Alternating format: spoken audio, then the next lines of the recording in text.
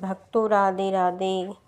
जब बाबा हनुमान जी महाराज माता सीता की खोज करके वापस प्रभु श्री राम के पास आते हैं और प्रभु श्री राम माता सीता के विषय में हनुमान जी महाराज से क्या पूछते हैं, तब हनुमान जी महाराज लंका में पहुंचना और माता सीता को रावण के द्वारा लंका में जो कष्ट दिया जा रहे उन्हें अपने प्रभु श्री राम को विस्तार से सुनाते हैं। सुनते ही करुणा निधान प्रभु श्री राम के हृदय में कितनी पीड़ा होती है।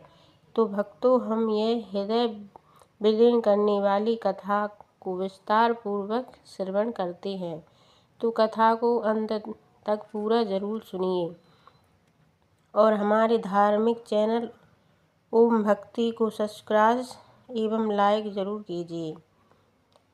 चलिए तो अब हम वीडियो को शुरू करते हैं। मध्यम से कथा का श्रवण करते श्री राम अपने अनुज लक्ष्मण जी के साथ हनुमान, अंगद, जामवंत आदि के आने की प्रतीक्षा कर रहे थे। उनके साथ वानर राज सुग्रीव भी विराजमान थे। जब से उन्हें दधिमुख के द्वारा पता चला था कि वानरों का समूह मधुवन में आनंद मगन होकर उत्पात मचा रहा है, तभी से उन्हें उनके लौट कर आने की अधिक बेचैनी सी प्रतीत थी। वे सीता के विषय में जानने को बेहद उत्सुक थे। उनकी दृष्टि निरंतर उस पंथ पर लगी हुई थी जिससे उनके आने की संभावना थी। ज्यों-ज्यों समय बीत रहा था, उनकी बेचैनी और जिज्ञासा बढ़ती चली जा रही थी।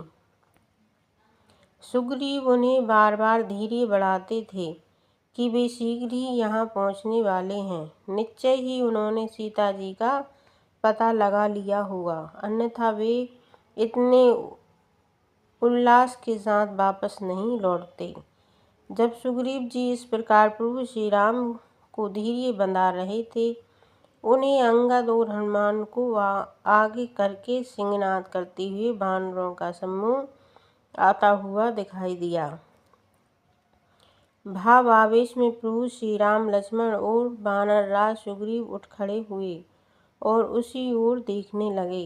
वानरों का समूह निकट आया तो सबसे पहले हनुमान जी और अंगद ने आगे बढ़कर प्रभु श्री राम के चरण स्पर्श किए। उसके बाद सुग्रीव और लक्ष्मण के चरण स्पर्श किए। प्रभु के दर्शन करके वे अधिक आनंदित हो गए।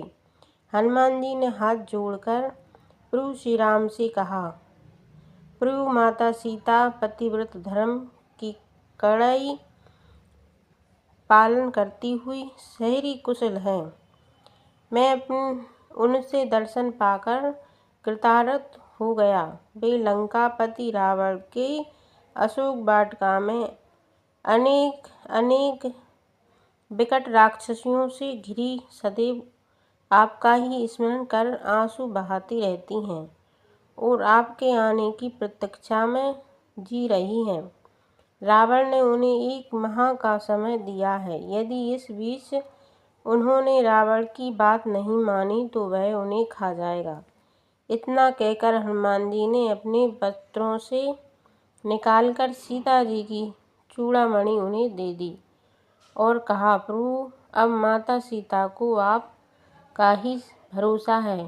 प्रभु श्री राम ने चूड़ामणि को देखते ही पहचान लिया और उनकी आंखों से बरबस आंसू प्रभावित होने लगे।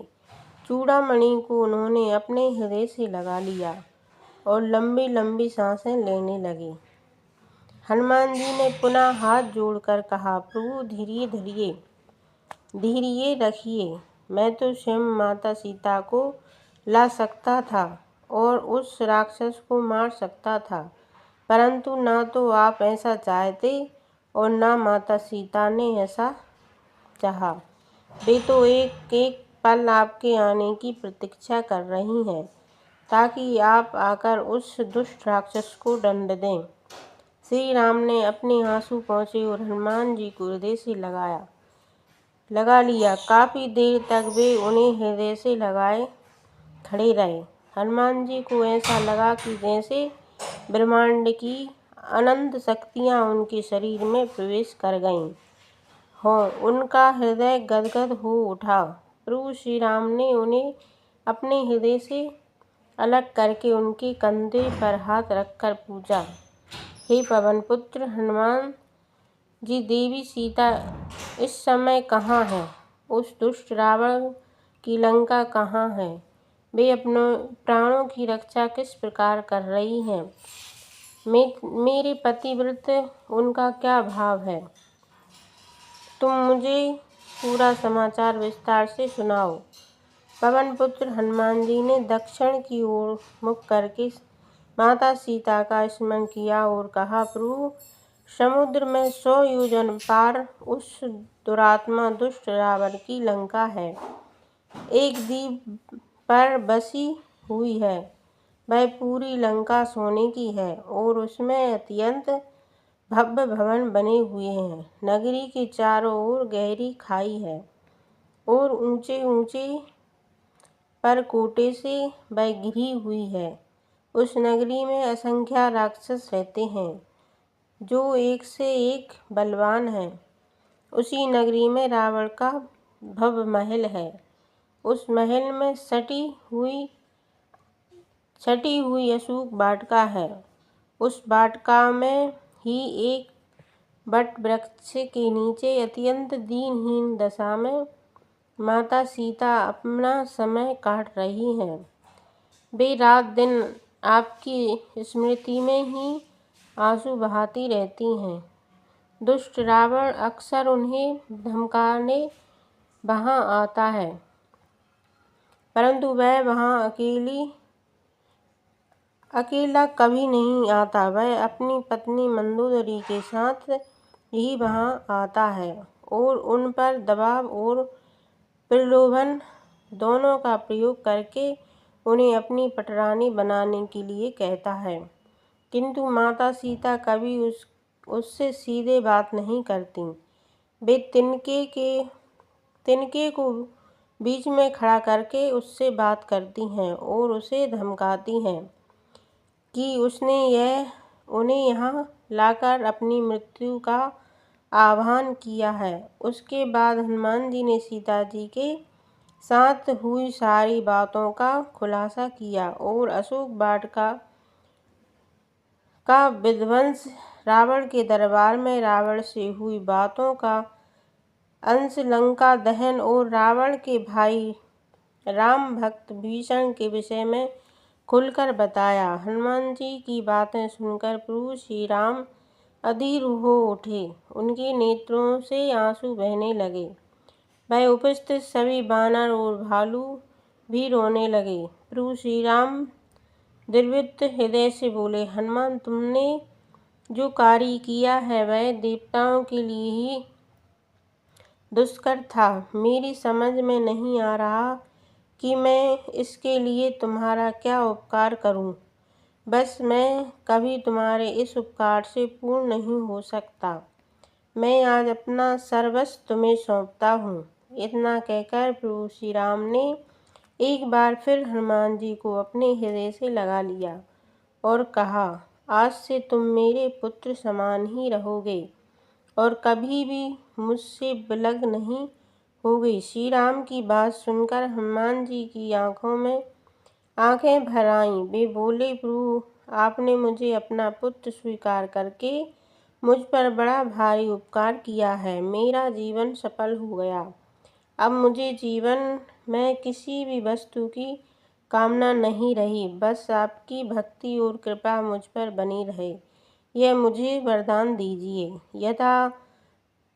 यथास्तु। बस श्री राम ने हनुमान जी के सिर पर स्नेह से हाथ फेरा और उन्हें अपने निकट ही चट्टान पर बैठा लिया। उसके बाद अंगद और जामवंत ने प्रभु श्री राम को बताया कि किस प्रकार हनुमान को उनकी शक्ति का स्मरण कराया गया और किस प्रकार उन्होंने 100 योजन फैले नगर को एक ही छलांग में पार किया। उसके बाद काफ़ी देर तक हनुमान जी ने लंका पहुंचने पर उन्होंने किस प्रकार सीता जी की खोज की और वहां लंकापति रावण के सैन्य बल का किस प्रकार पता लगाया, उसका वर्णन किया। साथ ही उन्होंने ये भी कहा कि लंका के नगरों पर उनका आतंक व्याप्त करने से सफल हो गया। रावण भी भयभीत हो गया, परंतु उसका अहंकार